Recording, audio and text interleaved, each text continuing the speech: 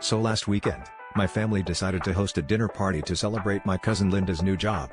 It was supposed to be a straightforward affair, some good food, decent wine, and the usual polite conversation. Everything was going well until my brother Dave, who fancies himself a bit of a culinary genius, announced that he would be in charge of the dessert.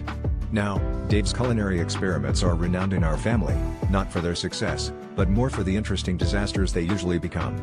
But since no one else volunteered, we all agreed, albeit with a mix of curiosity and trepidation. As the evening progressed, Dave's dessert remained a closely guarded secret, locked away in the oven. In the meantime, Grandpa decided to give a surprise speech about resilience. It was classic Grandpa, filled with anecdotes about the time he accidentally hitchhiked to the wrong city and how he once convinced a bird to fly out of his car with nothing but a stern lecture. Just as he was building up to his most profound point, Dave emerged from the kitchen with his pièce de résistance, a soufflé, looking surprisingly perfect, and placed it proudly at the center of the table.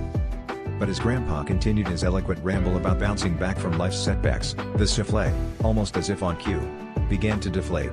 The timing was impeccable, so much so that it seemed like the soufflé was deliberately mocking Grandpa's speech. As we all watched in horror and fascination, what was once a proud, towering dessert turned into a sad, sunken puddle. The room fell silent, everyone holding their breath, unsure of what to say next.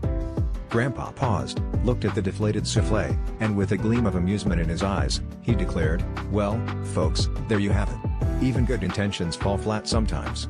We all burst into laughter, the tension dissipating instantly. Dave, red-faced but grinning, shrugged and said, "Guess I whipped up some humble pie instead." And with that, we all dug into the dessert, which, despite its appearance, turned out to be surprisingly delicious, just like the unexpected twist to our evening.